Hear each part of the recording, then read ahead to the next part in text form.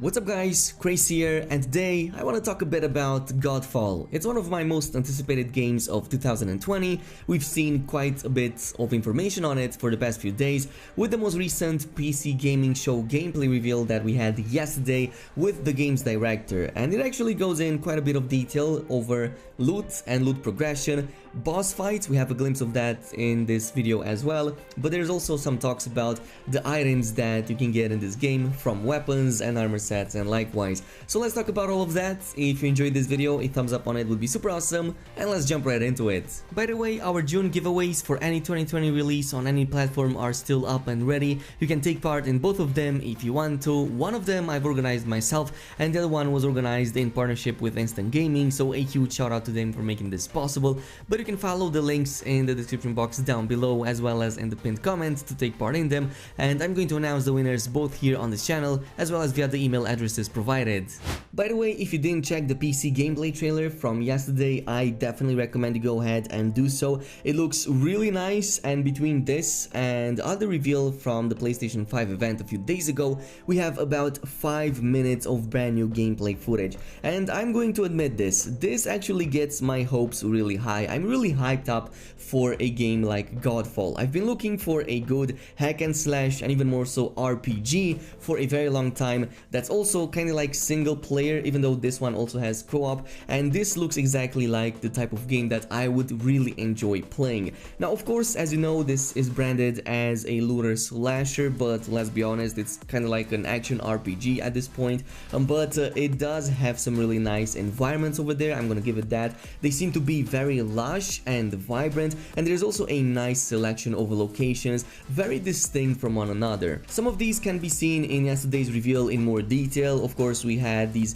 really high temples and structures in the back, combined with very vibrant forest areas, and I think that this is a recurrent theme for Godfall. This vibrancy seems to be like the overall aesthetic that the game is going with. It's honestly very pleasing, at least in my opinion. It's way better, I've said this before, way better than the initial trailer reveal that we had last year, but I really enjoy the fact that there's a nice selection of environments you can enjoy and play into. We even had this shot of this castle ruins, and at some point we saw some ancient underground ruins that seem to be filled with enemies, most likely things to explore and uncover, and of course this also ties in with that loot progression I was talking about. So basically this is going to be a huge emphasis of Godfall: loot progression, RPG elements, as well as that hack and slash part, high skill combat that also seems to be very fast paced, and it does seem to require quite a bit of player skill in order to like nail down properly. Now personally, I do enjoy the fact that most of the game is going to be melee oriented, so melee combat is going to be like the biggest part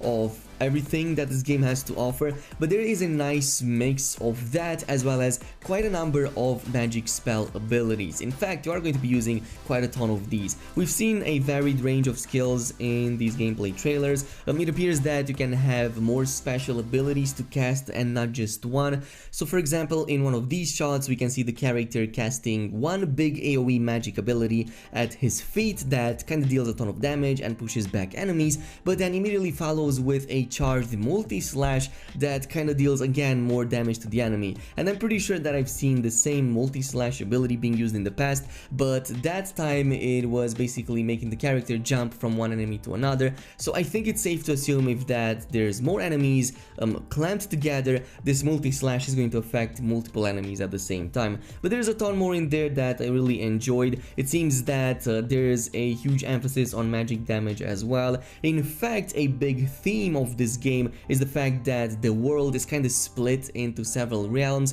Some of these have been talked about by the game's director. We have the theme of ice, fire, wind, and earth, and it's not just like a thematic or lore kind of thing. It appears to tie in with the gameplay mechanics as well. So in various of these gameplay shots we can see many of the weapons being imbued or enchanted with various types of elementals. Many times we can see a weapon that kind of has fire effects on it to maybe deal more damage to certain enemies, or maybe there's some resistances and weaknesses in this game that enemies have, and you're going to have to like base your attacks and enchantments on that, which sounds really awesome and kind of gives a layer of detail to the overall combat. This also goes in with those frost effects on weapons. We've also seen a number of these in there as well, and there was also this kind of like green aura around one of these weapon attacks, so I'm pretty sure that that's what earth attacks or enchantments kind of feel like. Now this also brings us to that loot and gear progression, and according to the game's director, this is going to be a huge emphasis of the game.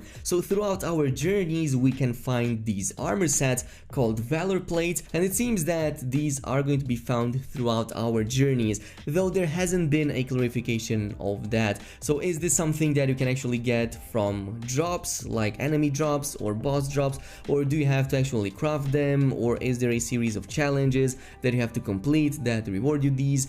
There's many questions that I still have, and there's also the question of, can these armor sets be broken down? Can they be mixed and matched between each other? Because from what it's implied from many of these trailers and gameplay, it seems that they are standalone pieces that can't be mixed, and they all have their own unique characteristics and maybe even like abilities that they give you. And there's also these exquisite weapons with very powerful traits that we are going to want to get our hands on so that we can become invincible. But of course invincible in quotation marks, because yeah, that's not going to be possible. Nonetheless, on the side of weapons, expect about 5 weapon classes from what has been confirmed up until now. We have our selection of two-handers and one-handers. On the two-hander side, expect something like swords, hammers and spears that we've already seen in all of these trailers and gameplay. These, especially the two-handers, seem to have a lot of weight to them, and the combat in general seems to feel very impactful, at least from the gameplay we've seen so far. Very satisfying actually to take down enemies from all of this footage that I'm seeing. Many of them even seem to incorporate some movement capabilities into them, like for example this hammer charge back into the enemy that kind of reminds me a bit of some of those animations in Monster Hunter.